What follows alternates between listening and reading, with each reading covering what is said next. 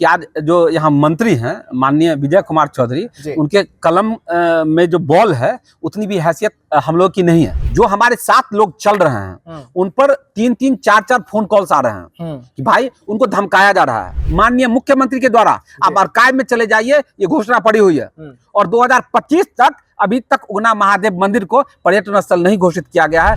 तीसरा तथ्य बताता हूं कि इनका समाजवाद कैसा ढोंगी समाजवाद है। विजय कुमार चौधरी के लिए दो क्षेत्र था, या तो उजियारपुर से लड़ते या तो समस्तीपुर सदर से लड़ते। समस्तीपुर सदर इसलिए क्योंकि वो सबका पूरे जिले का सीट है। सरायरंजन के लिए आप प्रदेशी हैं, आप उजियारपुर के लिए स्थानीय हैं, उजियारपुर जाके लड़िए और उसमें कोई समस्या है तो समस्तीपुर सदर सीट से लड़िए।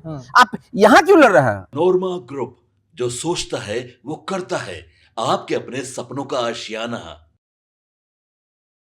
बिहार का एक ऐसा नेता जो पद यात्रा की शुरुआत करता है और शुरुआत करते ही बिहार सरकार में खलबली मच जाती है। आनंद फानंद में बैठकों का जो सिलसिला है उसकी शुरुआत हो जाती है और सरकार के नींव तक हिल जाती है। आखिरकार वो कौन नेता है और कहां पर पद यात्रा की शुरुआत हुआ और इस पद यात्रा से बिहार सरकार इतनी क्यों डर गई और बिहार सरकार के सबसे नीतीश कुमार के खास माने जाने वाले मंत्री क्यों डर गए, इसके पीछे की वजह क्या है? आखिरकार सरकार की क्या कुछ पोल पट्टी खुल रही है जिसके वजह से सरकार डरी हुई है और मंत्री जी डरे हुए हैं? तो इन तमाम मुद्दों पर बात करेंगे और वो खास नेता इस वक्त हमारे साथ में है, कुणाल कुमार जी हैं। स्वागत है सर आपका। शुक्रिया, धन्यवाद। और मुझे सरायरंजन का बेटा कहिए, नेता मत कहिए। नेता बनने का खतरा है कि हो सकता है नेता बनने के शौक में कल हम फिर माननीय मंत्री न बन जाए, इसलिए सरायरंजन का बेटा ही कहिए, वही अच्छा है। सरायरंजन का बेटा है। हमला लगातार आप पर जारी है। पहला दिन आपने पदयात्रा किया और पटना में बैठक करवा दिए और कह रहे हैं कि आप हमें नेता मत कहिए। तो नेता तो हम आपको नहीं कह रहे, पर सरकार तो आपको नेता बना दिया। बिल्कुल बिल्कुल, ये तो बहुत आश्चर्यजनक चीज है कि आज जो यहाँ मंत्री हैं माननीय विजय कुमार चौधरी, उनके कलम में जो बॉल है उतनी भी हैसियत हम लोग की नहीं है किसी भी चीज में। और सिर्फ जो वास्तविक स्थिति है सरायरंजन की, विद्यापति नगर की जो वास्तविक स्थिति है, वो हम लोगों से रूबरू होकर जब सामने रखने लगे तो अब ये हालात है कि वो सिर्फ मीटिंग नहीं कर रहे हैं, वो निजी हमले तक उतर आए हैं, हमलों पर उतर आए हैं। जो हमारा पोस्टर बैनर है उसको फाड़ा जा रहा है। बिल्कुल। जो हमें परमिशन दिया गया था उसको मौखिक तौर पर रद्द कराने की कोशिश की जा रही है और प्रशासन द्वारा लगातार दबाव दिया जा रहा है। कल हम शेरपुर में रुके थे और आज यहाँ मिर्जापुर स्कूल प्रांगण में है। हेडमास्टर के द्वारा स्पष्ट कहा गया कि भाई हमारी नौकरी हमको से मत छीनिए और हम गेट नहीं खोलेंगे। हम बाहर में आकाश के नीचे हैं और आकाश के नीचे हम रात बिताएंगे। जो हमारे साथ लोग चल रहे हैं उन पर 3-3, 4-4 फोन कॉल्स आ रहे हैं कि भाई उनको धमकाया जा रहा है। किसी को कहा जा रहा है कि तुम्हारे रास्ते को हम बंद कर देंगे, किसी को कहा जा रहा है तुमको हम बर्बाद कर देंगे, किसी को कहा जा रहा है तुमको ठेकेदारी दे देंगे। वो लगातार कोशिश कर रहे हैं कि जो हमारे पद यात्रा में हजारों लोग शामिल हो रहे हैं, जहां तहां लोग फूल माला के साथ स्वागत कर रहे हैं, वो इसको कमजोर करना चाहते हैं, इसको रोकना चाहते हैं। यहां तक मंत्री कहते हैं कि आज तक बिहार में किसकी हिम्मत है कि मेरे खिलाफ बोलेगा, तो ये कल का लड़का कैसे मेरे खिलाफ बोल रहा है। तो सारी कवायद ये हमारी जो टीम है जो लोगों को यथार्थ दिखा रही है सरायरंजन के बारे में।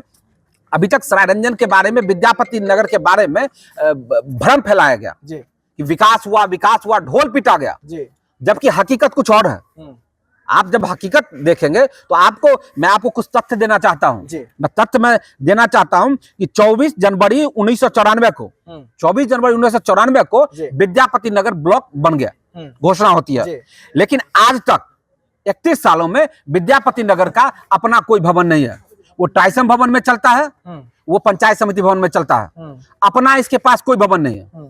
अब ये कितनी दुर्भाग्यपूर्ण स्थिति है कि इसका घाटा क्या है। जैसे समाज कल्याण विभाग है, CDPO है, कुछ ऐसे कार्यालय हैं जो कर्मचारी और पदाधिकारी के जेब में चलता है, वो वहां आते नहीं है, वो सिर्फ अटेंडेंस बनाते हैं और उसका जो रेंट का पैसा होता है जेब में लेते हैं। सफर कौन करता है? यहाँ की जनता सफर करती है।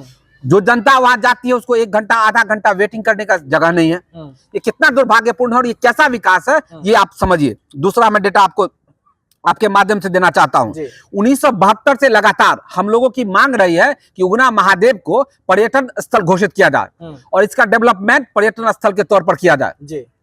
इस 1972 के मांग को जब 2010 में चुनाव था, उससे पहले सिर्फ वोट लेने के लिए वर्तमान जो विधायक है वो 31 जुलाई 2010 को माननीय मुख्यमंत्री का कार्यक्रम करवाते हैं और उनके द्वारा घोषणा करवाते हैं कि उगना महादेव मंदिर को पर्यटन स्थल घोषित कर दिया जाएगा।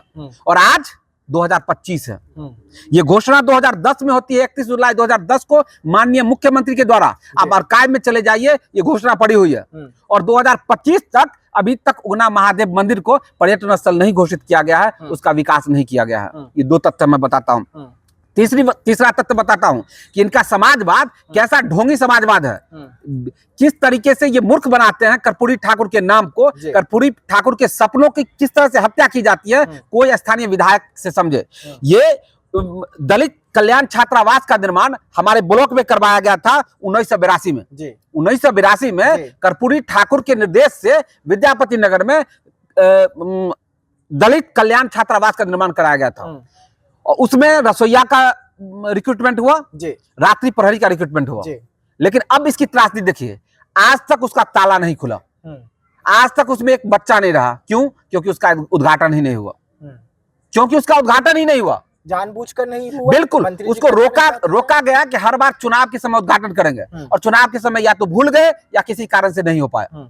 मतलब दलित विरोधी मंत्री जी आप बिल्कुल कह रहे हैं, मैं कह नहीं रहा हूँ, ये उदाहरण है। मैं तथ्य के साथ कह रहा हूँ कि 43 वर्ष पहले 1982 में जो छात्रावास बनके तैयार हो जाता है, उसका उद्घाटन की वजह से वो शुरू नहीं होता है। आज उसमें दलित का बच्चा, अति पिछड़ा का बच्चा पढ़ता, लेकिन मंत्री जी नहीं चाहते हैं कि दलित का बच्चा, अति पिछड़ा या पिछड़ा का बच्चा आगे बढ़े। आप मंत्री जी पर इतना बड़ा आरोप लगा रहे हैं, वही मंत्री जी का चुनाव प्रचार करने चिराग पासवान जब यहाँ आएंगे तो आप बोलिएगा चिराग पासवान के सामने कि जिस मंत्री का आप प्रचार करने आए हैं वो मंत्री जी दलित विरोधी है, तो आप कैसे सपोर्ट कर सकते हैं? हम भगवान के सामने बोलेंगे तो चिराग पासवान क्या है? मैं वो जो बोलूंगा वो तथ्य है। मैं आपको कह रहा हूं, तथ्य कह रहा हूं, और मैं आपके माध्यम से कहना चाहता हूं कि अगर ये तथ्य झूठ है तो माननीय मंत्री मेरा चुनौती स्वीकार करें। और जिस कॉलेज को उन्होंने बंद करवाया है, जिस कॉलेज में अनियमितता की वजह से उन्होंने बंद करवाया, जिसमें आज आपको भी मिले हैं, मुझे भी लोग मिले हैं, मर गए, पैरालिसिस मार गया, वो जिंदगी उसकी खत्म हो गई है, उसी कॉलेज प्रांगण में वो मुझसे पब्लिक डिबेट कर लें और मैं भी सबूत पेश करता हूं और सबूत पेश करें कि नहीं ये गलत डेटा मेरा है। ठीक है, समस्याएं यहाँ पे बहुत है, लेकिन आप भी तो पोस्टर के माध्यम से सरकार पर हमला कर रहे हैं। यहाँ के जो खास नीतीश कुमार के मंत्री हैं विजय चौधरी, उनके बारे में आपके पोस्टर क्या कुछ कहते हैं? तुम तो ठहरे परदेसी, साथ क्या निभाओगे? बिल्कुल, इसमें गलत क्या है? मैं सीधे तौर पे कहता हूं कि आप बाहरी हैं। विजय कुमार चौधरी के लिए दो क्षेत्र था, या तो उजियारपुर से लड़ते या तो समस्तीपुर सदर से लड़ते। समस्तीपुर सदर इसलिए क्योंकि वो सबका पूरे जिले का सीट है, आप लड़ सकते थे। नहीं तो आप लड़ते थे उजियारपुर से लड़ते। आप सरायरंजन से क्यों लड़ते हैं? आप तो सरायरंजन के लिए परदेसी हैं। सरायरंजन के लिए आप परदेसी हैं, आप उजियारपुर के लिए स्थानीय हैं। उजियारपुर जाके लड़िए, और उसमें कोई समस्या है तो समस्तीपुर सदर सीट से लड़िए। आप यहाँ क्यों लड़ रहे हैं? सरायरंजन में आपका क्या है, क्यों लड़ रहे हैं? उनका सेफ सीट है। क्यों सेफ सीट है? आप सुविधा दीजिएगा क्योंटा के लोग को, सुविधा दीजिएगा, नौकरी दीजिएगा बेगूसराय के लोग को, और नेता बनिएगा सरायरंजन से। क्या सरायरंजन में कोई बेटा नहीं है क्या? सरायरंजन ने किसी सरायरंजन की माता ने किसी बेटे को दूध नहीं पिलाया है क्या? नहीं पिलाया है क्या? सिर्फ आपकी माँ ने आपको दूध पिलाया है? एक आपका पोस्टर और है, काम दमदार सोच ईमानदार, हम हैं आपके कुणाल कुमार। बिल्कुल, यही मेरा परिचय है, यही मेरा परिचय है। मतलब सरायरंजन के लिए आप सरायरंजन का बेटा बनकर डट गए हैं। बिल्कुल, डंके की चोट पर। वो मुझे डराने के लिए मुझ पर वो एफआईआर कराते हैं, मुझ पर ही नहीं, बैठे हुए जितने लोग हैं उन पर एफआईआर करवाते हैं, फोन कॉल करके धमकाते हैं। तो क्या उससे मैं डर जाऊंगा? मैं डर जाऊंगा? कोई नहीं डरेगा। आप फोन कॉल का जिक्र कर रहे हैं, सबूत रखे? बिल्कुल, रिकॉर्डिंग मेरे पास है, जब कहिएगा रिकॉर्डिंग मैं दिखा दूंगा। ठीक है, मतलब सबूत है? बिल्कुल पर्याप्त सबूत हमारे पास है। चलिए, बैठक हुई पटना में, बड़ी बैठक कर ली गई पटना में। अब यहाँ पर भी लोकल स्तर पर भी बैठक होगा।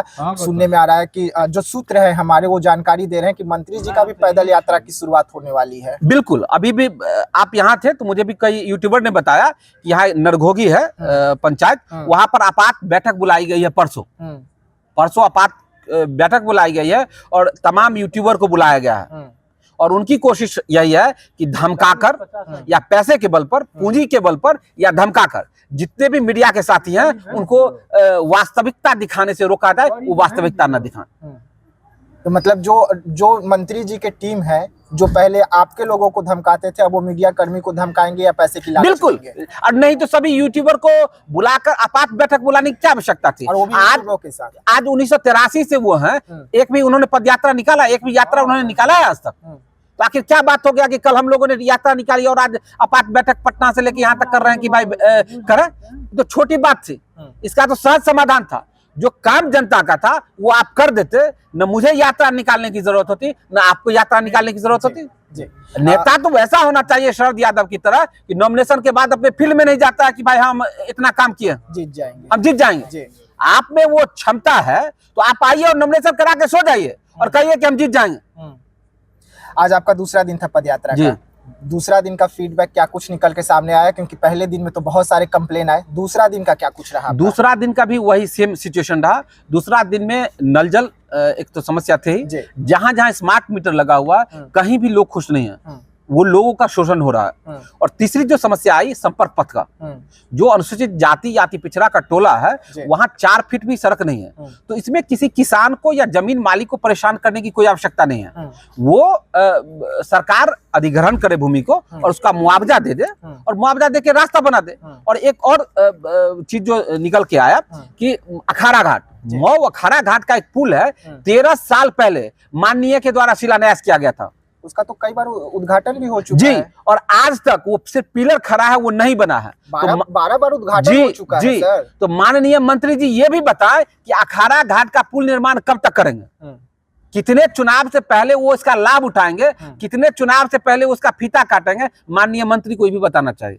चलिए, सराय रंजन के बेटा हैं, नेता कहने के लिए इन्होंने मना किया है तो हम बेटा ही शब्द इस्तेमाल करेंगे इनके लिए, लेकिन जो सरकार है इनको नेता बनाने पर तुल गई है। और यही कारण है कि लगातार अब बड़ी बड़ी बैठकें हो रही है और ये बैठक सराय रंजन में होगी। और अब मंत्री जी का पदयात्रा भी देखने को मिलेगा। एक आम पब्लिक के द्वारा पदयात्रा स्टार्ट करने के बाद में मंत्री जी डरे हुए हैं और सहमे हुए हैं। तो ऐसे तमाम खबरों के लिए आप रहिएगा भारत लाइव के साथ। तब तक यानी कि मुझे विकास सिंह राजपूत को दीजिएगा इजाजत। धन्यवाद। आपके सपनों को हमने सजाया है, ई होम्स पैनोरमा को हमने बनाया है। ई होम्स मेरा एक सपना था जिस पे मैं पिछले 4 साल से काम कर रहा था। हमने जो बनाया है वो सबने है माना। ई होम्स पैनोरमा में हो आपका भी आशियाना। और फाइनली हमने 2021 में इस प्रोजेक्ट को लॉन्च किया। बहुत लोग अप्रिशिएट कर रहे हैं कि पूर्णिया जैसे शहर में, बिहार के, एक तो बिहार की बात करें उसमें भी पूर्णिया जैसे छोटे जगह में इस तरह का लाइफस्टाइल देना, ये सुन के हम लोगों को बहुत अच्छा लगता है। ई होम्स में हमने कुछ और भी किया है, जैसे हम जिस जगह में रह रहे हैं हमारे फैमिली सिक्योर हो, उनको सिक्योरिटी का ध्यान में रखा है। आपकी सुविधा और सुरक्षा आपके लिए खास है, ये आपका विश्वास है। इसमें आर्टिफिशियल इंटेलिजेंस का 7 लेयर सिक्योरिटी का हमने इस्तेमाल किया है। लस ग्रीन कैंपस को बनाया है। यदि हमारा बाउंड्री वाल है तो वो वर्टिकल गार्डन है। ये जितनी भी फैसिलिटी होता है एक इंटरनेशनल टाउनशिप में ई होम्स है, ये हम लोग विश्वास नहीं कर पा रहे हैं। जो भी हमारे मित्र दोस्त या जो भी हमारे बाहर के बाहर आते हैं तो हम लोगों को बहुत अच्छा सुनने को मिलता है और बहुत अच्छा क्रेडिट मिल रहा है। वो सारा हमने सिर्फ एक बिल्डिंग नहीं बनाया, हमें एक बहुत अच्छा लाइफस्टाइल दिया ई होम्स में। और मेरा एक सपना था जिसको मैं आज फुलफिल होते हुए देख पा रहा हूँ। ये आपका आवास है। ई होम्स पैनोरमा में अब आपका निवास है। E Homes Panorama, luxurious lifestyle redefined. Panorama Group, जो सोचता है वो करता है। अगर ये वीडियो पसंद आई और वह बिहार के राजनीति और बिहारियत से सरोकार रखेनी तो सब्सक्राइब बटन दबा के चैनल के सब्सक्राइब कर ली। ओजे एगो घंटी बा, ओकरा बटन दबा देला से कुल सटीक और मारक खबर रुआ मुफ्त में मिल जाई। अगर रुआ पत्रकारिता के हमनी के नया प्रयोग में सहयोग कर चाहतानी तो ज्वाइन बटन दबा दी। पेटीएम नंबर नोट कर ली 9386816700।